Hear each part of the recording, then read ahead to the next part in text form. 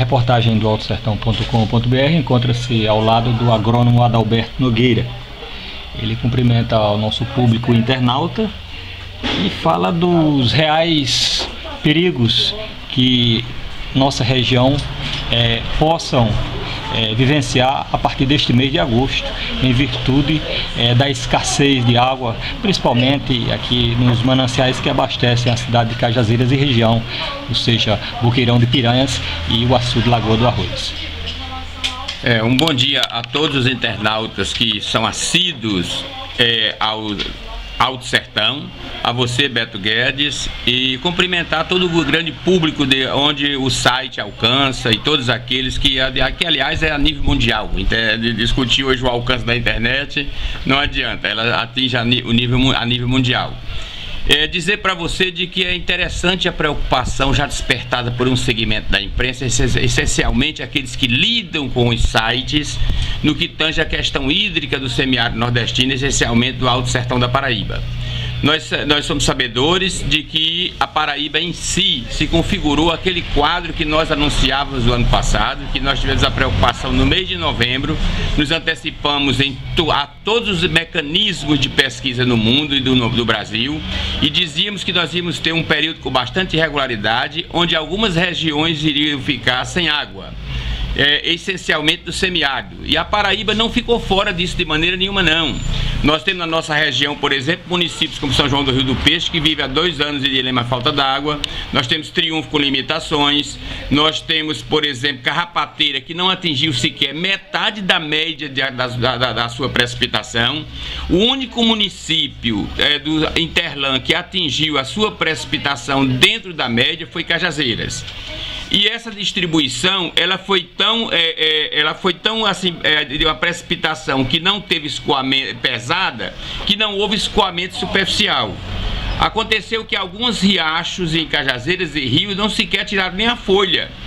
Choveu 800 milímetros, mas foi uma distribuição tão pequena, assim, a nível de precipitação, que não provocou enxurradas de maneira nenhuma, pouquíssimas as enxurradas, ao ponto que nosso principal manancial, Engenheiro Aviso, não chegou a tomar sequer 10 milhões de metros cúbicos d'água. Em decorrência disso, nós temos o Engenheiro Aviso hoje com 30, muito embora a análise que você observa de parte das agências nacionais de água, da ESA, configuram 35 milhões de metros cúbicos d'água, mas na realidade a água útil de Boqueirão hoje, eles dizem 35 como se Boqueirão tivesse na realidade sem assoreamento. O que Boqueirão tem hoje é 26 milhões de metros cúbicos d'água. Esses 26 milhões, 6 milhões estão comprometidos com o abastecimento de Cajazeiras. E nós temos 2,5 milhões que vão embora pela evapotranspiração, pelo sol e pelo vento. Porque já a partir de hoje, 21 de julho, a gente já percebe uma corrente de vento significativa, e esse vento gasta água tal qual o sol.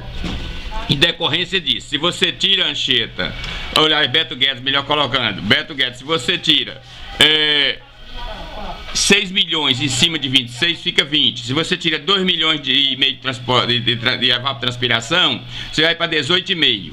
Então você veja que nós temos, fora isto, provavelmente uma necessidade de Sousa de 4 milhões, que São Gonçalo não tem água suficiente para Sousa suportar até o mês de março de 2015.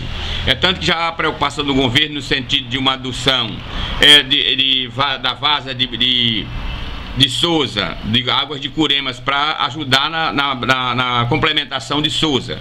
Se Sousa tivesse um sistema eficiente de distribuição de água urbana na área de abastecimento humano, que Sousa precisa hoje de 800 mil litros mês. 800 mil litros mês, se você botar 6 meses, 8 vezes 6, dá 48, são 4 milhões e 800 mil. Praticamente São Gonçalo só está com 6 milhões. Então, com 6 milhões em São Gonçalo para servir a Nazarezinho, para servir a Aparecida, para servir os núcleos irrigados do perímetro e servir a Sousa, então cedo esse assunto vai atingir o nível morto, que é na ordem de 4 milhões e meio. Como Boqueirão, com 15,8 milhões, está no seu nível morto. Este ano, tudo leva a crer, se não houver escoamento superficial do mês de dezembro até o mês de março em Cajazeira, nós vamos ter que utilizar a água da reserva intangível de Boqueirão. Por esta razão, eu acredito que deverá ser proibido já urgentemente, terminantemente, a pesca de forma abaldeamento de água. Que eles têm mania de vir com rede à noitinha e botar rede no açude de São Gonçalo, o IBAMA, quanto qualquer cidadão denuncie se houver fazendo aplicações de rede no açude de São Gonçalo ou pesca da forma mais predatória possível. Porque o que tem de pescador nesses açudes não corresponde sequer a um terço do peixe existente. Eu digo isso porque eu tenho ciência do fato, a quantidade desse programa de seguridade da pesca, que é um absurdo, é preciso seriedade e fiscalização nessas questões. Agora, Beto, no que tange a Lagoa do Arroz, eles fixam 12 milhões. A Lagoa do Arroz hoje tem aproximadamente 10 milhões de metros cúbicos d'água. E esses 10 milhões tem que ser a pequena reserva para Bom Jesus, pequena reserva para Santa Helena, seu município consome pouca água, mas nós vamos ter que comprometer uns 2 milhões ou 3 milhões com São João do Rio do Peixe, dessa adutora que está para sair.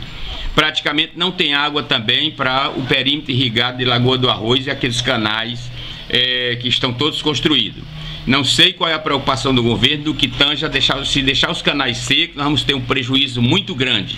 Aqueles canais tem que se manter eles numa cota X de água, de tal forma que eles possam ser mantidos para que não rache nem cause danos à sua estrutura. Então, a coisa é séria.